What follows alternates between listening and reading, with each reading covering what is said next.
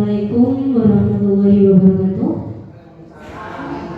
Kepada Bapak Ibu Guru SD Negeri 2 Adyara Jawa yang sedang berbahagia, semoga kita selalu diberikan kesehatan oleh Allah Subhanahu wa Ta'ala untuk dapat menempuh segala tugas yang telah kita terima dari Kemendikbud. Langsung saja saya mulai. Ini adalah diseminasi aksi nyata hasil saya belajar guru penggerak di modul 1.4. Yang akan saya paparkan di sini adalah mengenai disiplin positif dan nilai-nilai kebajikan universal. Nah, ini adalah topik yang akan saya bahas dari poin 1 sampai poin 6. Langsung ya. Nah, sebelumnya sebagai pembuka, Bapak Ibu mungkin sering mendengar, sering tahu, dan bahkan sudah sangat paham. Beliau adalah Bapak Pendidikan kita, Bapak Ki Hajar Dewantara, yang terkenal dengan filosofinya Ing Harso Suuntulodo, Ing Madya Mangunkarso, dan Tutwuri Handayani. Nah, beliau ini mendefinisikan pendidikan itu sebagai tuntunan dalam hidup tumbuhnya anak-anak, menuntut segala kodrat yang ada pada diri anak untuk mencapai keselamatan dan kebahagiaan yang setinggi-tingginya sebagai manusia maupun sebagai anggota masyarakat. Maksudnya di sini bagaimana? Sebagai seorang guru, kita itu tidak boleh menuntut banyak kepada peserta didik kita, tetapi kita itu menuntun. Menuntun itu berarti menggunakan hati nurani. Nah, kalau biasanya kita itu mengajar dapat tuntutan berupa kurikulum yang harus terselesaikan, tapi sebenarnya menurut Bapak Ki Hajar Dewantara, kita itu harus menuntun sesuai dengan kodratnya anak. Berarti di sini sesuai dengan karakteristik anaknya. Jadi tidak bisa anak itu disamaratakan. Ini hanya sebagai pembuka, Bapak Ibu. Kita langsung ke materi yang selanjutnya tentang apa itu sebenarnya budaya positif.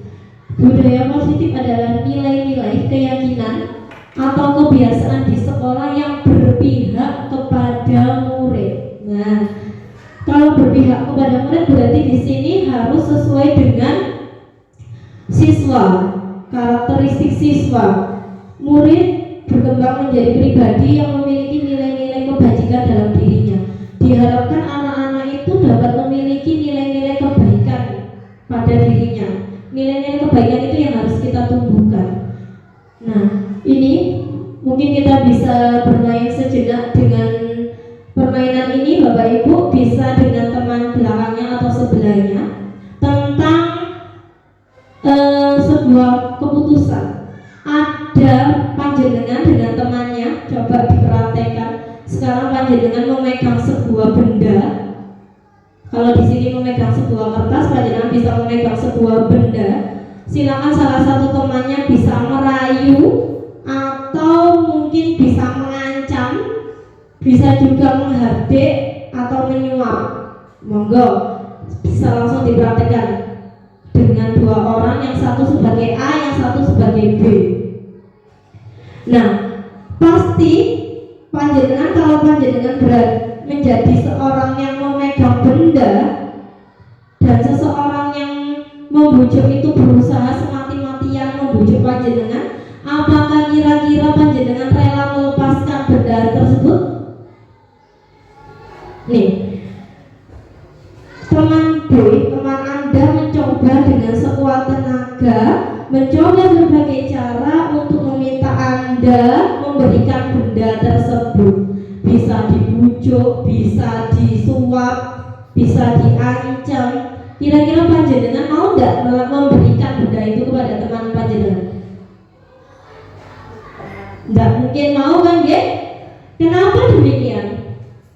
Kira-kira kenapa demikian? Kenapa panjenengan tidak mau memberikan benda yang sangat berharga itu kepada orang lain? Nah, lanjut Bu Ulfa. Inilah yang disebut dengan kontrol. Nah, diri kita mampu mengontrol diri kita. Orang lain tidak bisa mengontrol kita. dengan pendirian kita pasti tidak akan terpengaruh dengan adanya suap atau ancaman-ancaman dan lain sebagainya. Nah, ini menurut William Glasser tentang teori control choice theory meluruskan beberapa miskonsepsi tentang makna kontrol. Nah, ini adalah ilusi guru mengontrol murid. Namanya saja ilusi. Ilusi itu tidak sesuai dengan yang diterima otak. Jadi hanya sebagai bayangan semu. Kalau guru mengontrol murid, next guru Pak. Nah, ilusi guru mengontrol murid. Guru bisa saja mengontrol muridnya, menyuruh, memaksa muridnya melakukan suatu hal. Tetapi siapa yang berhak mengambil keputusan? Kira-kira siapa yang berhak mengambil keputusan? Yang berhak mengambil keputusan itu adalah murid itu sendiri. Kalau panjenengan mungkin di dalam kelas, panjenengan menyuruh anak-anak kerjakan ini, ada yang berantem, ada yang guyon sendiri, ada yang langsung mengerjakan. Nah, itulah yang ada dalam ilusi guru mengontrol murid ini. Jadi gurunya memaksa muridnya. Lah, kalau muridnya berani melakukan, muridnya mau melakukan, itu berarti murid itu terpaksa. Kenapa demikian? Karena yang bisa mengontrol itu dirinya sendiri, yang bisa melakukan suatu hal itu atas kehendaknya sendiri. Kalau kita sebagai guru memaksa anak untuk mengerjakan suatu hal tapi anaknya tidak mau, itu semata-mata hanya karena anak tersebut takut kepada diri kita. Kemudian kalau anak tersebut tidak mau melakukan, nah itu yang sebenarnya ada pada diri anak. Tidak semua anak itu mau kita perintah begitu saja. Kemudian berubah. Nah, ilusi bahwa penguatan positif efektif dan bermanfaat. Segala usaha yang mempengaruhi murid itu agar mengulangi suatu perilaku tersebut adalah suatu usaha untuk mengontrol murid. Nah, kalau murid ini menolak, itu berarti itu berasal dari kontrol di siswa tersebut. Nah, kalau siswanya menolak, ini akan berakibat bahwa siswa ini akan bergantung di kemudian hari, akan ketergantungan dengan perintah kita itu tadi loh Bapak Ibu. Selanjutnya Bu. Nah, ilusi bahwa kritik akan membuat anak merasa bersalah dapat menguatkan karakter. Nah, biasanya kalau kita ada anak berbuat salah, kita pasti akan langsung saja mengkritik anak tersebut, menyalahkan anak tersebut, ya, bahkan membuat anak tersebut merasa bersalah. Nah, biasanya ini dilontarkan guru dengan suara yang halus. Nah, ini yang akan berakibat pada anak tersebut apa? Identitas gagal. Anak tersebut gagal dalam menangkap apa yang seharusnya dilakukan dia. Nah, identitas gagal ini bisa dengan menilai diri anak itu buruk. Nah, karena menilai diri anak buruk itu, anak itu gagal mencari jati dirinya, begitu loh maksudnya Bu. Kemudian ada dialog negatif. Dengan kritik itu biasanya kita yang keluar adalah dialog bahasa-bahasa yang negatif, nggih. Lah, kemudian ada guru gagal mengidentifikasi perilaku murid. Nah, anak pasti akan semakin tidak terkontrol, tidak terarah. Ya Bu. Nah, ilusi bahwa orang dewasa memiliki hak untuk memaksa. Lah, biasanya kalau orang dewasa itu cenderung untuk memaksa anak melakukan suatu hal karena merasa dirinya benar. Lah, ngoten nggih. Nah, ini tidak akan berefektif jika dilakukan sepanjang masa atau dalam jangka waktu panjang, tidak akan efektif. Nah, ini justru akan menimbulkan hubungan permusuhan. Nah, anak akan merasa kalau ini, oh guruku ini maksa aku. Lama-lama anak itu akan menyadari demikian. Lanjut Bu. Nah, perubahan paradigma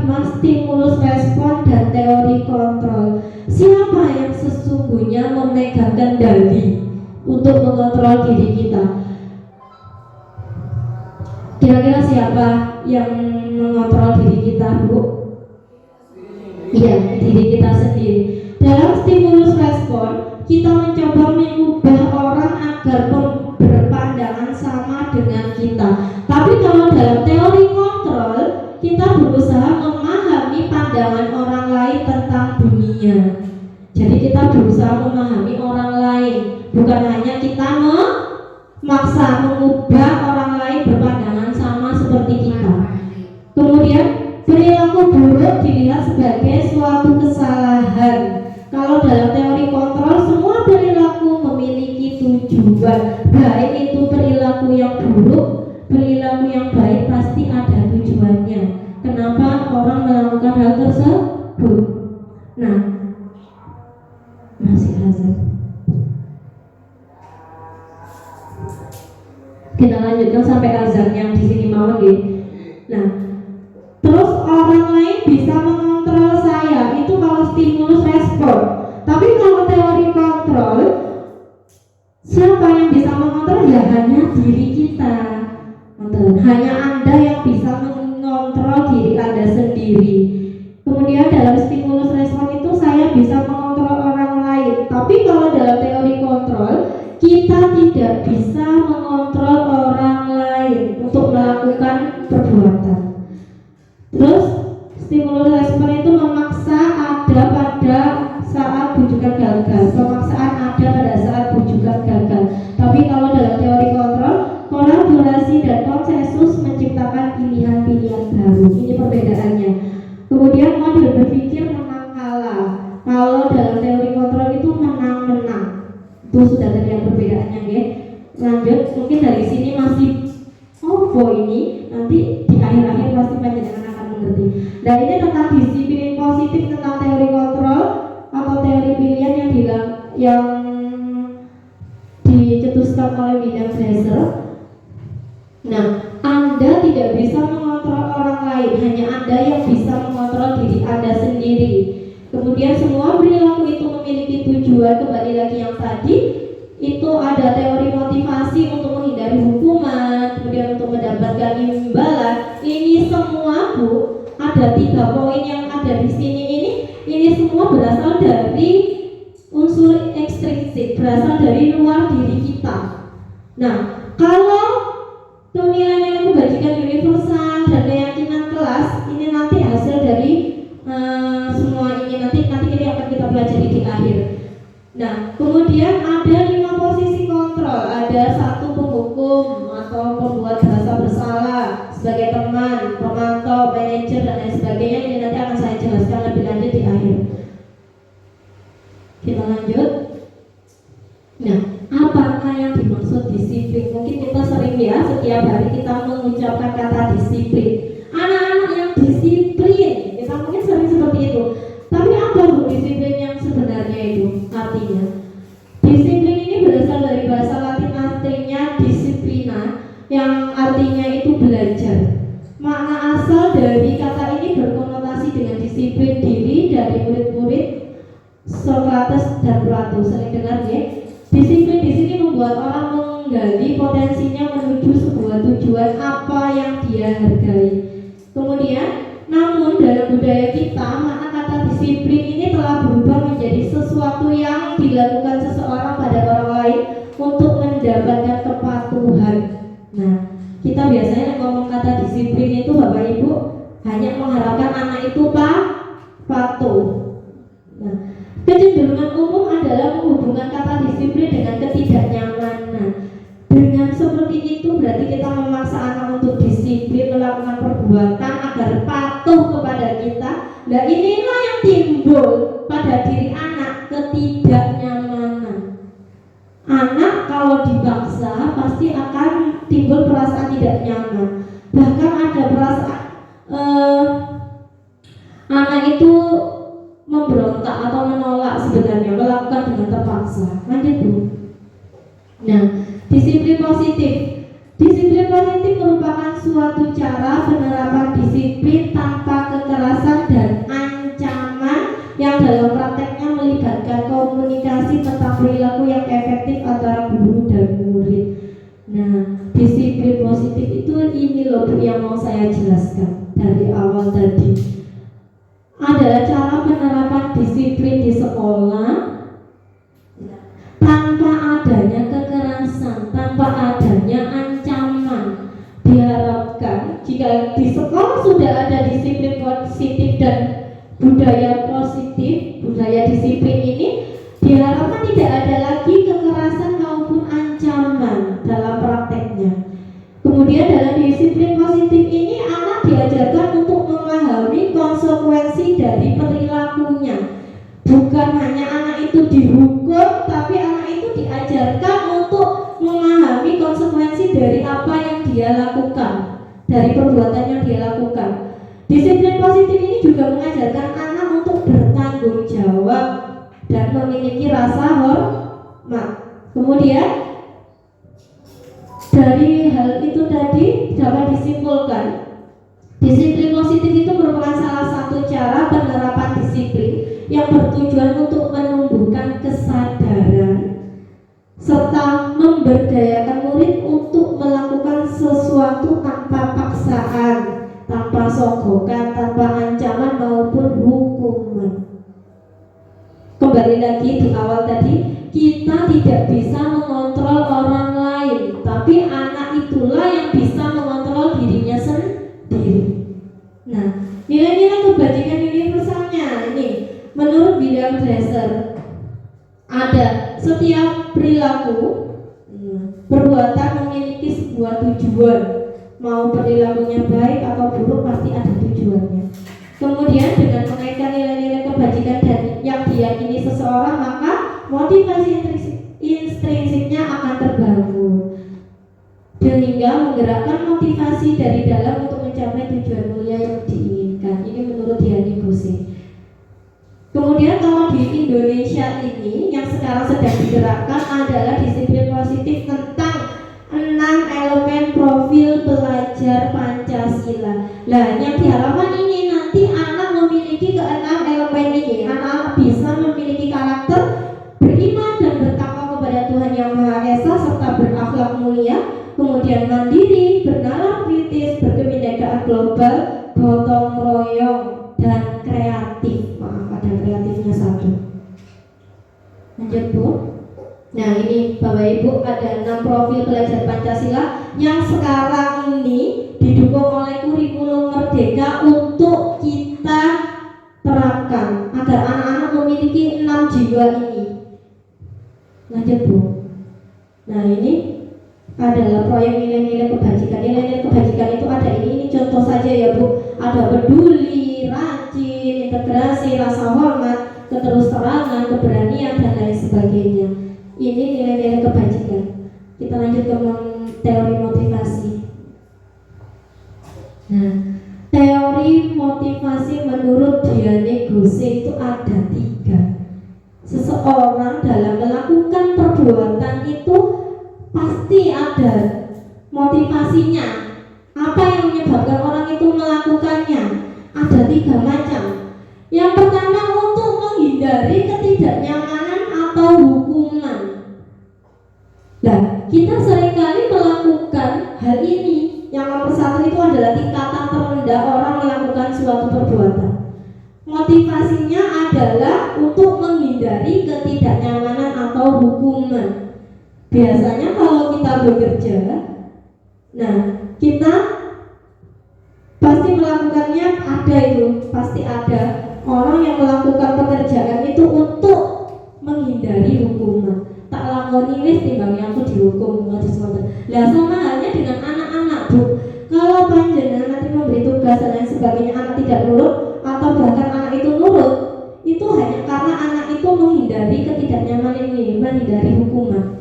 Lek aku enggak melakukannya, kalau aku tidak melakukannya, apa yang akan terjadi pada diri saya?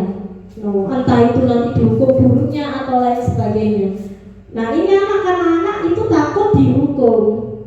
Nah yang kedua adalah untuk mendapatkan imbalan dari orang lain atau institusi. Nah kalau kita tidak melakukannya, pasti di dalam benak kita itu ada pikiran, apa yang akan saya dapatkan apabila saya melakukannya? Berarti mengharapkan imbalan. Misalnya kalau kita misalnya berangkat pagi, kita berangkat pagi, oh aku tak berangkat pagi ya, aku jadi kepala sekolah. Nah itu berarti kita mengharapkan sebuah imbalan. Imbalannya apa? Berupa itu tadi sanjungan dari kepala sekolah. Nah ini tingkatan kedua. Nah semua ini berasal dari motivasi eksternal, berasal dari luar, tidak dari diri kita sendiri. Yang ketiga adalah untuk menghargai diri sendiri. Nah beda lagi dengan yang ketiga ini. Yang ketiga ini berasal dari internal, berasal dari dalam diri kita. Saya akan menjadi orang seperti apa kalau saya melakukannya. Misalnya kita berangkat pagi, saya akan menjadi orang seperti apa kalau saya berangkat pagi. Oh iya, saya dicontoh anak-anak saya di sekolah. Kita pasti akan ditiru anak-anak saya. Nah ini yang ketiga, untuk menghargai diri kita sendiri. Kita dengarkan azan dulu ya.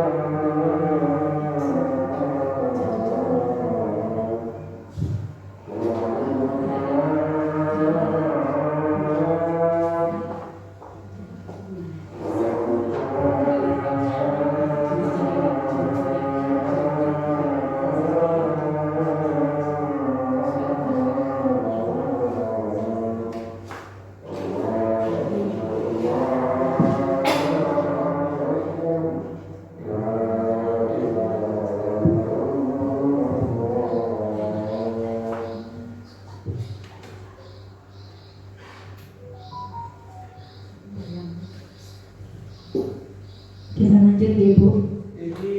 Nah, kalau tadi motivasi yang berasal dari diri kita, ini ada teori merdeka menurut Bapak pendidikan kita, Bapak Ki Hajar Dewantara. Merdeka itu artinya tidak hanya terlepas dari perintah, tetapi kita juga cakap untuk memerintah diri kita sendiri. Ini kalau menurutnya Bapak Ki Hajar Dewantara ngomong. Jadi kita harus bisa memerintah diri kita sendiri agar motivasi intrinsik itu tadi dapat kita tonjolkan, dapat kita keluarkan, dapat kita laksanakan. Nah, tujuan dari disiplin positif ini sendiri menanamkan motivasi yang ketiga pada murid-murid kita, yaitu untuk menjadi orang yang mereka inginkan dan menghargai diri sendiri dengan nilai-nilai yang mereka percaya. Nah, ini anak-anak itu diharapkan termotivasi dari dirinya dan bisa menghargai dirinya sendiri dengan nilai-nilai yang mereka percaya. Nanti nilai-nilainya ada di akhir, nanti bisa saya jelaskan. Nah ini berasal dari motivasi intrinsiknya anak. Mereka akan tetap berperilaku baik dan berlandaskan nilai-nilai kebajikan karena mereka ingin menjadi orang yang menjunjung tinggi nilai-nilai yang mereka hargai. Kalau itu berasal dari dirinya sendiri, pasti anak ini akan nantinya diharapkan menjadi anak yang baik, memiliki nilai-nilai kebajikan, dan anak ini akan menjunjung tinggi nilai-nilai yang mereka hargai, yang mereka anggap itu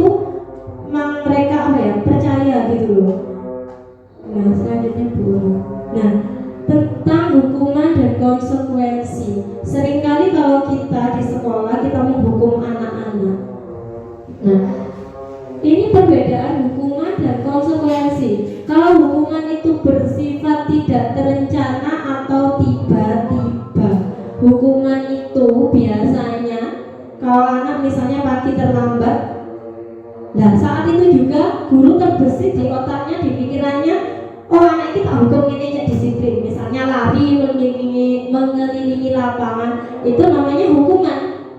Nah sedangkan konsekuensi itu sudah terencana atau sudah disepakati sebelumnya. Misalnya kalau kita ada kesepakatan kelas, kalau anak tidak mengerjakan tugas selama 3 kali, berarti anak tersebut harus misalnya mengerjakan tugas ini 3 kali, itu namanya konsekuensi dari apa yang sudah disepakati, aturan yang sudah disepakati sebelumnya. Kemudian kalau hukuman itu bersifat fisik maupun psikis, hukuman itu bisa menyakiti fisik anak, juga bisa menyakiti psikisnya. Nah, anak bisa tersakiti oleh perbuatan atau kata-kata kita, itu hukuman. Tapi kalau konsekuensi, murid tetap dibuat tidak nyaman untuk jangka waktu yang pendek. Tetap saja Bu, konsekuensi itu anak juga akan merasa tidak nyaman, tapi dalam jangka waktu pendek. Gitu. Nah, ini perbedaannya hukuman dan konsekuensi. Kalau hukuman sesuatu yang menyakiti harus terjadi, kalau konsekuensi itu sesuatu memang harus terjadi. Lanjut saja Bu yang ini dilewati. Nah, ini perbedaan yang dalam hal tindakan Ibu.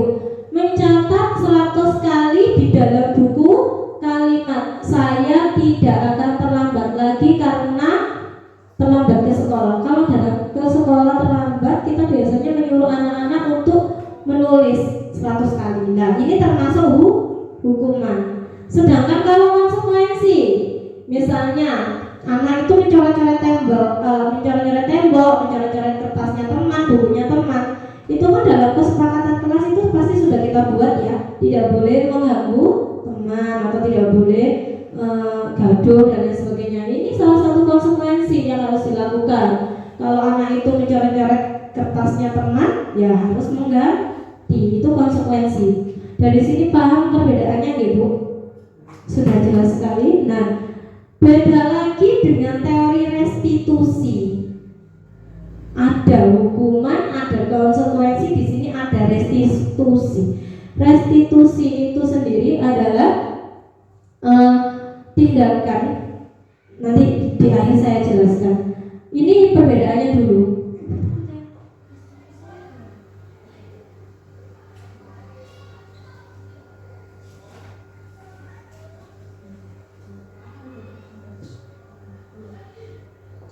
Lanjut ke itu tadi Bu. Nah, ini perbedaannya dari hukuman, konsekuensi maupun restitusi. Kalau hukuman itu sesuatu yang menyakitkan harus terjadi, jadi anak tersebut dihukum berupa fisik maupun psikisnya. Kalau konsekuensi itu adalah akibat dari perbuatannya, berarti anak tersebut harus menanggung akibatnya. Kan sudah kita sepakati di awal. Kalau restitusi itu adalah pilihan, anak itu disuruh memilih sendiri. Anak itu akan menjadi seperti apa? Nah, kalau hukuman itu akan menyebabkan anak tidak nyaman dalam waktu yang sangat panjang. Sedangkan konsekuensi ini bisa jangka panjang, bisa jangka pendek. Nah, sedangkan restitusi ini akan menguatkan anak. Anak tersebut bisa kembali ke dalam kelompoknya dengan percaya diri meskipun sudah melakukan kesalahan. Ini kalau restitusi yang kita terapkan. Lanjut saja menghormati semuanya. Nah, ya.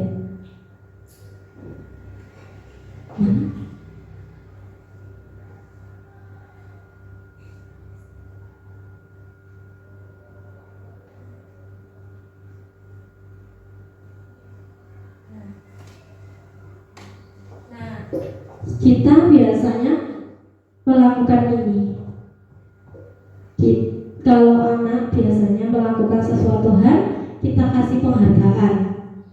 Misalnya, anak yang bisa, yang pintar, saya beri bintang 1, atau misalnya saya kasih ini, pokoknya penghargaan yang berupa penghargaan itu. Lah, ini bisa dihukum oleh penghargaan, anak itu bisa menghukum anak itu dalam dirinya, itu akan merasa terhukum dalam waktu yang lama itu kalau itu terus dilakukan. Nah, ini akan mengakibatkan anak itu merasa tidak nyaman dan lain sebagainya. Ini tidak efektif kalau dilakukan secara terus-menerus.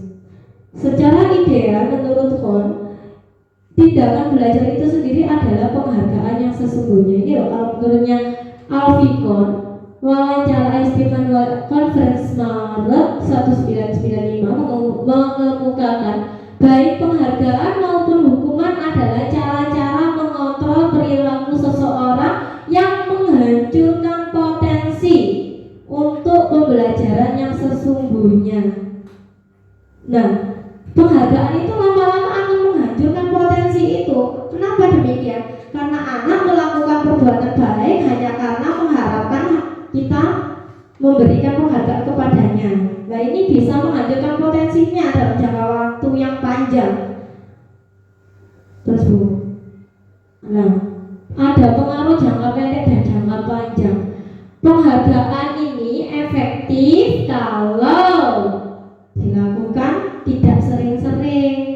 Kalau kita sering, nah ini akan itu tadi menghancurkan potensi yang ada pada diri anak itu tadi. Ya Bu. Nah, penghargaan ini juga tidak efektif. Kenapa tidak efektif? Kenapa kira-kira penghargaan ini tidak efektif kita terapkan, kita berikan kepada anak? Kenapa Bapak Ibu? Kenapa penghargaan ini tidak efektif untuk kita lakukan? Nah, suatu penghargaan adalah suatu benda atau peristiwa yang diinginkan yang dibuat dengan persyaratan. Hanya jika Anda melakukan ini, maka Anda akan mendapatkan penghargaan yang diinginkan. Nah, ini tadi tidak efektif diberikan, mematikan potensi. Kemudian ada lagi Bu Pak, selain itu, nah bisa merusak hubungan. Kalau kita memberikan penghargaan pada anak, misalnya anak yang disiplin, kita berikan penghargaan, menimbulkan ini merusak hubungan. Anak yang tidak mendapatkan penghargaan itu tadi akan merasa iri, akhirnya melakukan misalnya, lu para ibu dikai penghargaan malah jadi awakmu jadi dikai penghargaan ini akhirnya bertengkar tukaran. Nah, ini bisa merusak hubungan, menimbulkan rasa iri itu tadi loh Bu, yang akhirnya kalau anak-anak mungkin akan bertindak. Misalnya anak yang dapat penghargaan itu tadi tambah dicemooh, tambah dibully, terus anak itu dikucilkan, itu loh, itu maksudnya merusak hubungan. Kemudian penghargaan itu kalau diberikan secara terus-menerus akan menurunkan kualitas dalam diri kita, dalam diri siswa, karena anaknya akan bergantung terus dengan penghargaan, hanya melakukan suatu perbuatan yang baik berdasarkan ingin mendapatkan sesuatu itu tadi. Lanjut Bu. Nah, penghargaan juga mematikan kreativitas. Nah, ini murid-murid diminta berpikir mengenai hadiah atau penghargaan yang bisa mereka dapatkan bila berhasil menulis sebuah puisi. Kreativitas kelompok murid-murid ini menjadi berkurang dibandingkan dengan yang tidak diberikan, tanpa diberitahu, misalnya diberi hadiah. Ini bedanya begitu Bu. Penelitian menunjukkan bahwa pekerjaan seni atau sebuah penulis cerita menjadi kurang kreatif bila dijanjikan dengan sebuah penghargaan. Tidak sungguh-sungguh untuk mau loh. Jadi kalau orang melakukan pekerjaan hanya berdasarkan penghargaan, kreativitasnya tidak benar-benar keluar. Jadi hanya berdasarkan yang penting saya berkarya, nanti saya akan mendapatkan penghargaan. Hanya sebatas itu saja, tapi tidak keluar secara dari dirinya, semuanya itu keluar, tidak seperti itu. Mematikan, lama-lama akan mematikan kreativitasnya. Nah, penghargaan ini juga bisa menghukum. Penghargaan menghukum mereka yang tidak mendapatkan penghargaan. Anak yang tidak dapat ranking biasanya di rumah dimarahi sama orang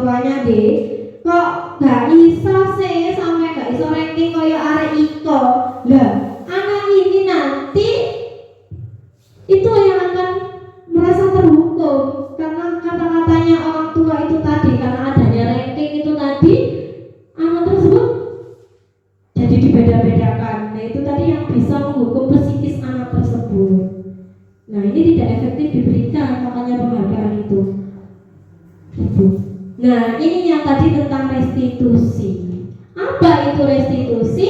Restitusi adalah proses menciptakan kondisi bagi murid untuk memperbaiki kesalahan mereka sehingga mereka bisa kembali pada kelompok mereka dengan karakter yang lebih kuat.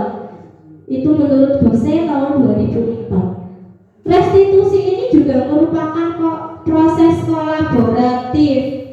Kolaboratif ini berarti harus bekerja sama antara kepala sekolah, guru, rekan guru, maupun anak dan orang tua yang mengajarkan murid untuk mencari solusi untuk masalah mereka. Lah, bukannya anak kalau melakukan kesalahan dihukum atau mendapatkan konsekuensi, tapi kalau di dalam restitusi anak ini kita bantu berpikir tentang masalahnya, bagaimana mencari solusi dari masalahnya dia.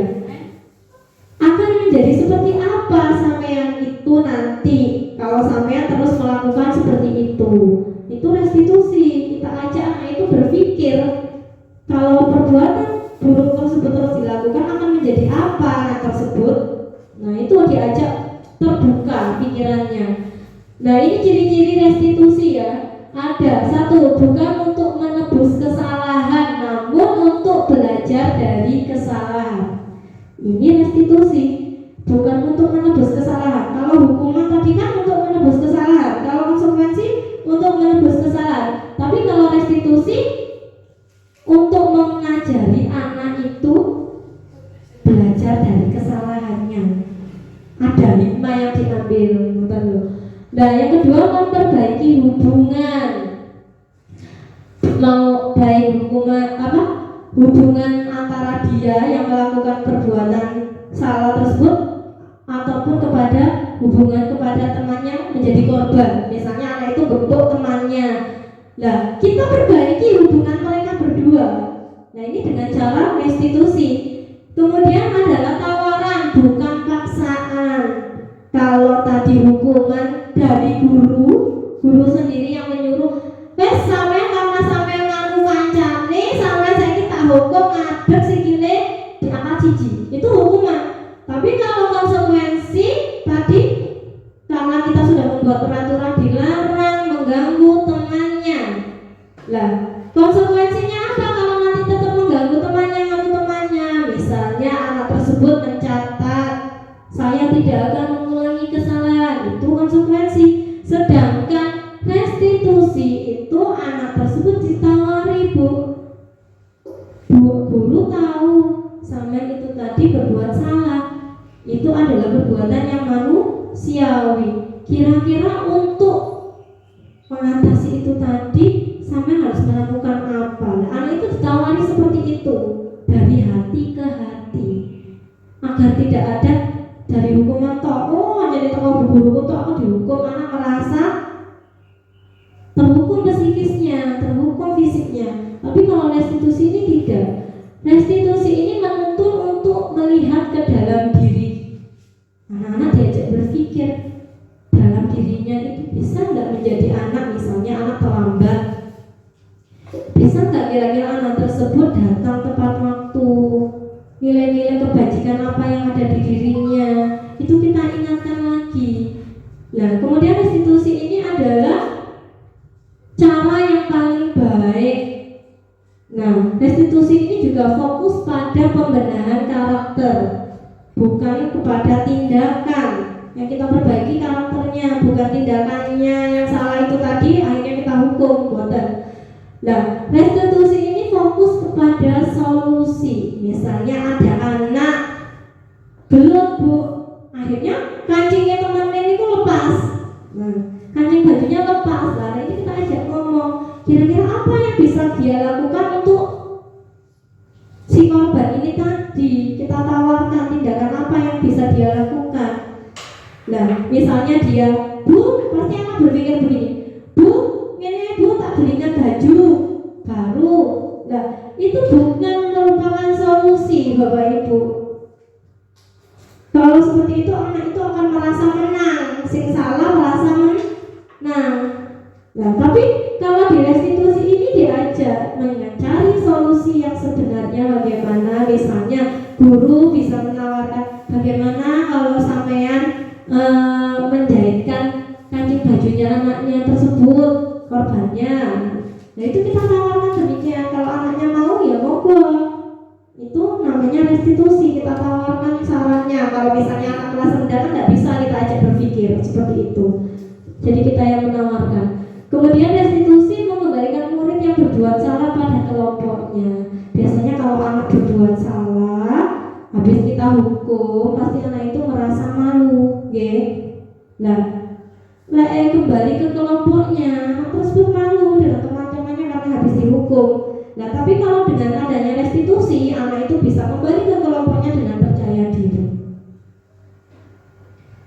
Nah, sebelum itu tadi kita lakukan, sebelum kita melakukan restitusi di dalam kelas, kita harus melakukan yang namanya keyakinan kelas. Mungkin kita sering mendengar kata kesepakatan kelas.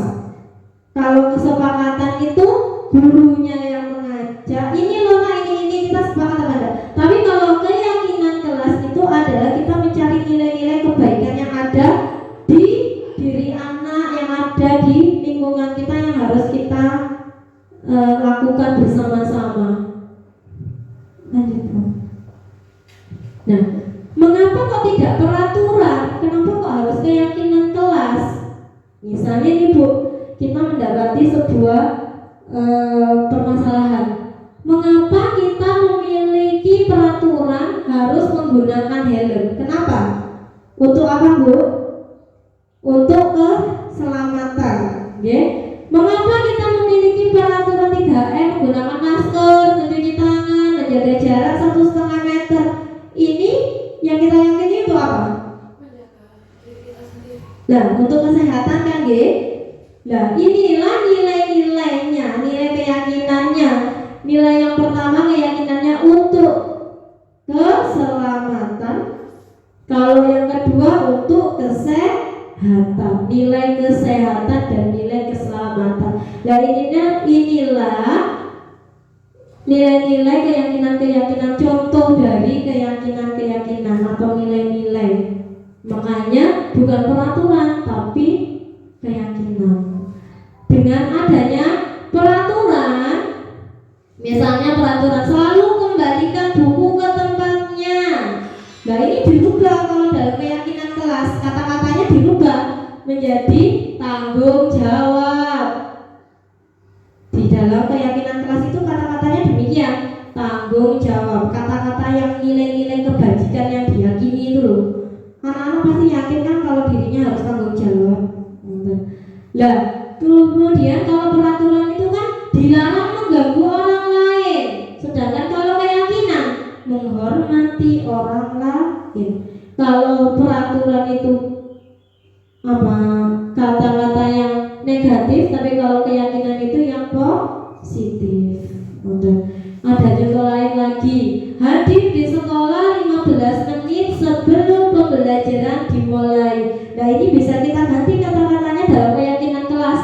Contohnya menghormati orang lain dan berkomitmen, dan lain sebagainya. Ini contoh perbedaannya. Nah, ini contoh dari keyakinan kelas. Setiap anggota kelas perlu belajar. Bahasanya tidak ada yang negatif, Bu. Semua bahasanya positif. Ada lagi, selalu bersikap positif, senantiasa menjadi diri terbaik. Ada lagi di SMP biasanya itu kata-katanya jauh lebih panjang karena anak SMP lebih mengerti. Misalnya, kami meyakini bahwa sangat penting untuk menghormati semua orang dan barang milik orang lain. Ini keyakinan kelas contohnya.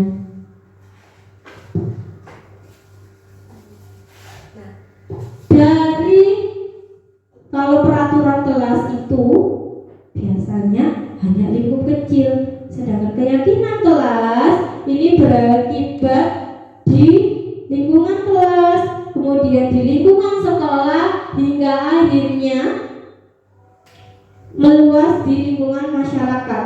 Begitu juga nampaknya kalau peraturan itu lingkupnya kecil, kalau keyakinan agak luas, kemudian akhirnya menjadi lingkungan positif dan akhirnya membudaya. Kalau keyakinan itu kita lakukan terus-menerus, akhirnya akan menjadi lingkungan positif di sekitar sekolah kita, dan itu akan, kalau terus-menerus dilakukan, akan membudaya, akan timbul budaya positif di sekolah. Gitu.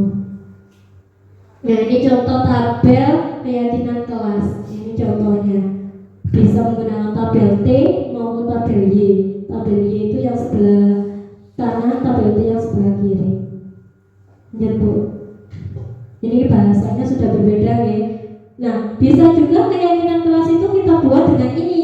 Anak-anak kita ajak menulis apa yang menjadi tugasnya siswa, dan kita juga sebagai guru menulis apa yang menjadi tugas guru. Bisa dengan seperti ini Bapak Ibu untuk membuat sebuah keyakinan kelas.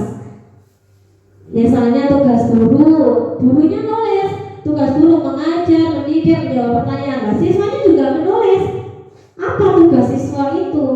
Misalnya belajar, mencoba, menghasilkan yang terbaik, bertanya, memeriksa tugas, mendengarkan, dan lain sebagainya. Bisa juga dengan seperti ini membuat keyakinan kelasnya.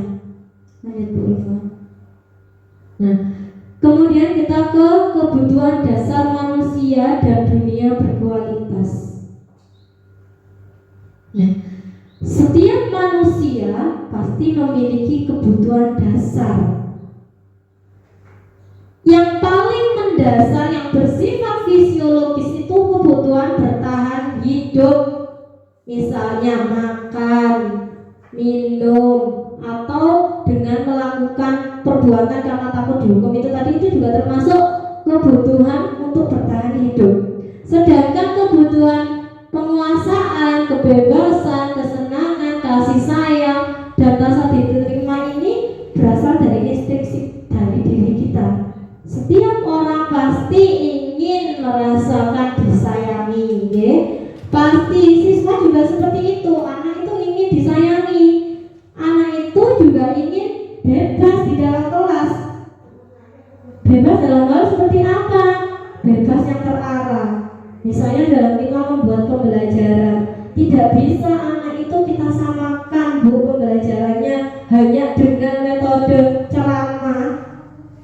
Karena ada anak, kebutuhan anak di situ yang bisa memahami dengan audio, visual, dengan penglihatan atau lain sebagainya. Itu berbeda-beda setiap anak itu kebutuhannya. Ini tugas guru, harus memahami karakteristik kebutuhan siswa.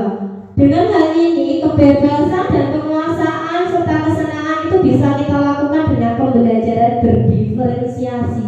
Perbedaan strategi untuk siswa yang berbeda.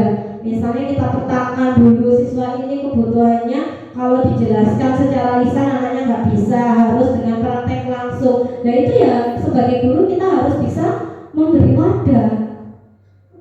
Nah lanjut Bu.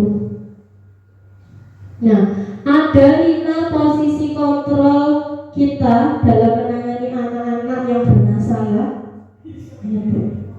Nah, ada penghukum. Posisi kontrol kita sebagai penghukum. Biasanya orang yang penghukum ini kata-katanya itu selalu menghardik, selalu menyindir, menyakiti anak tersebut. Lah, kalau kamu tidak bisa melakukannya, awas ya, rasakan. Nah ini bahasanya yang biasa dikeluarkan orang-orang yang penghukum seperti itu. Anak berbuat salah, kita biasanya kalau menghukum pasti akan terlontar bahasa seperti itu. Nah, ini akan menjadikan murid memberontak, menyalahkan orang lain. Nah, guru murid juga akan meletakkan guru di luar dunia berkualitasnya. Murid akan punya pikiran seperti itu. Nah, bisa jadi anak tersebut akan mengulangi kesalahannya. Itu kalau kita dengan hukuman. Ada lagi posisi kontrol yang kedua, yaitu membuat orang merasa bersalah. Biasanya dengan bahasa yang halus.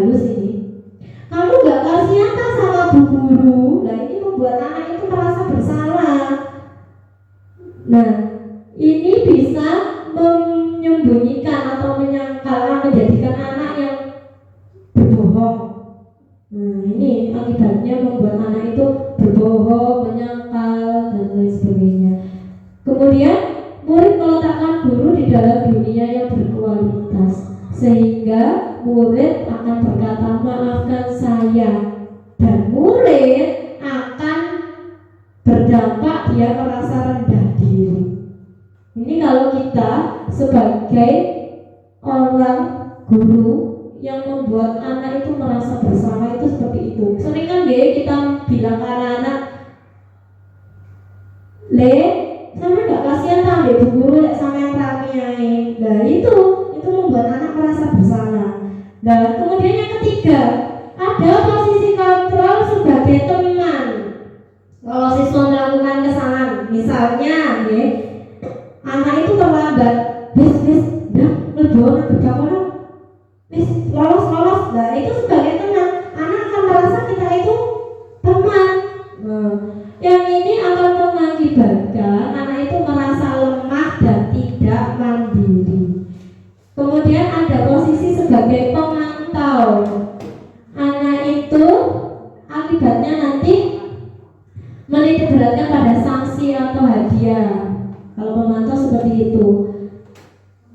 Kemudian yang paling baik dari kelima posisi ini diharapkan seorang guru ketika menangani anak-anak yang mendapatkan masalah atau anak-anak yang bermasalah, kita harus sebagai manajer.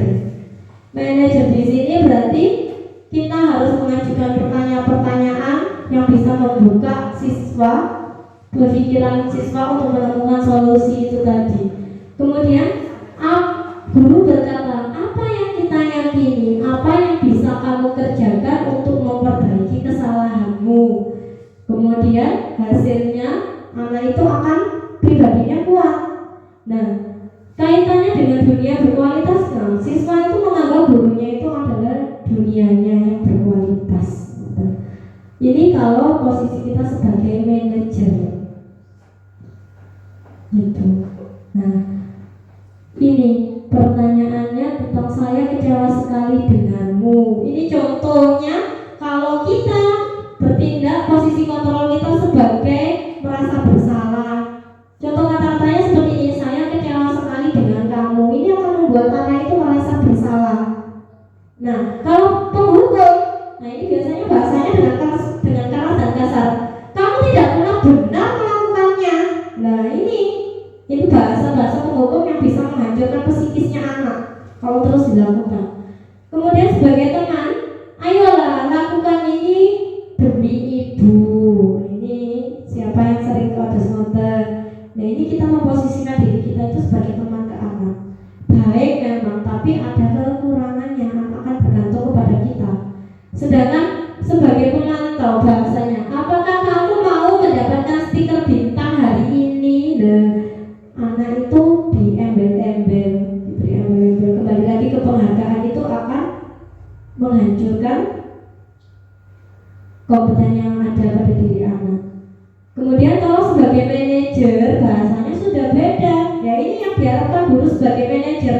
Bagaimana kamu bisa menyelesaikan masalah ini? Bahasanya sudah lebih halus, lebih baik, membuka pengetahuan anak, membuka wawasan anak untuk berpikir kira-kira apa yang akan dia lakukan untuk memperbaiki kesalahannya. Nah, ini bisa kita lakukan dengan penerapan segitiga restitusi. Ini langkah-langkahnya, Bu. Dari posisi kontrol tadi yang paling kita harapkan, yang diharapkan itu guru sebagai manajer. Nah, ini langkah-langkahnya. Nah ini segitiga restitusi, ada 3 tindakan. Yang pertama menstabilkan identitas.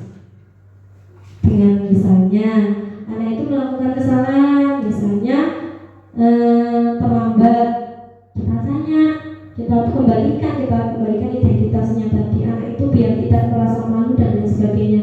Kita pulihkan dengan bahasa yang halus, misalnya, nah,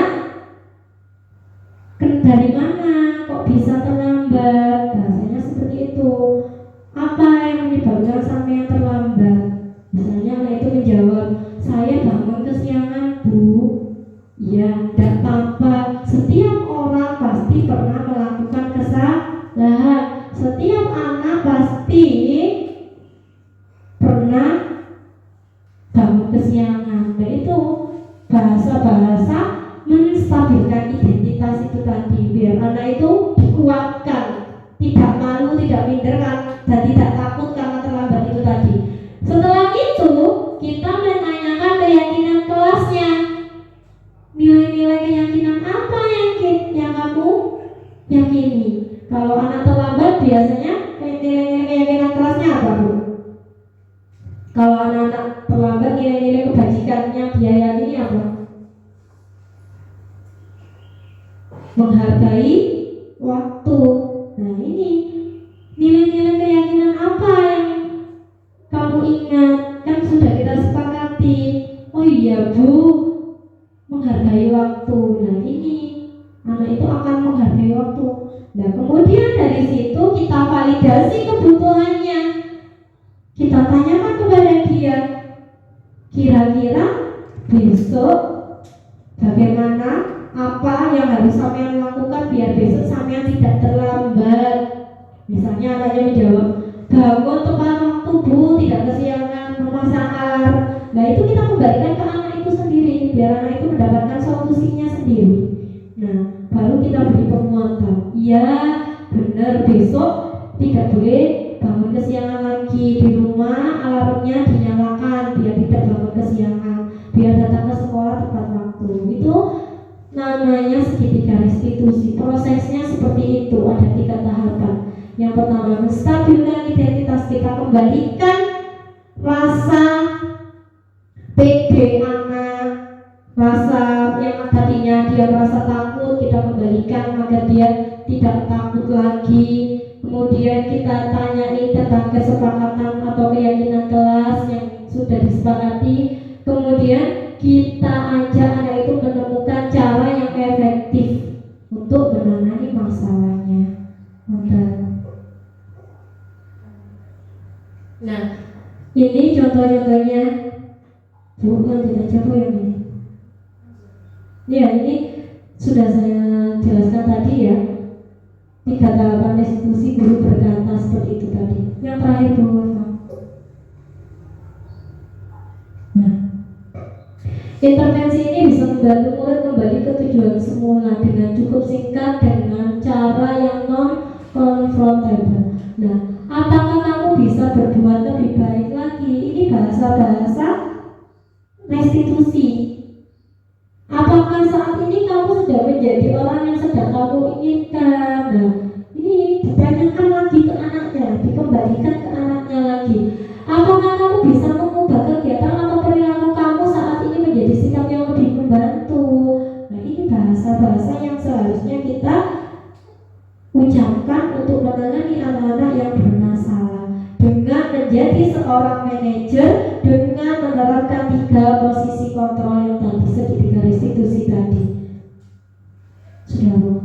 Ya, Bapak Ibu, sampun wonten ada yang ditanyakan? Ada yang ditanyakan Bu, Pak? Enggak, mungkin Bu Siti. Iya, ceritanya ya. Tadi kan kita harus menuntun anak sesuai karakteristiknya. Yang saya pertanyakan, bagaimana cara menuntun anak tersebut ya sesuai dengan karakteristiknya? Kalau guru bagaimana ya? Agar kita mengetahui karakteristik anak tersebut bagaimana, nonton ya Bu Silvi. Kita awali dengan melakukan diagnostik, analisis diagnostik kognitif bisa. Kita analisis anak itu dengan kita beri pertanyaan yang sesuai dengan dia atau pertanyaan lisan dia itu seperti apa, seperti itu. Akhirnya kita petakan anak ini kira-kira kebutuhannya bagaimana, minat belajarnya seperti apa, cara belajarnya seperti apa. Dari analisis itu tadi, dari assessment, kita melakukan assessment diagnostik namanya. Dengan dari assessment ini kita peta-petakan anak ini karakteristiknya seperti ini, kebutuhan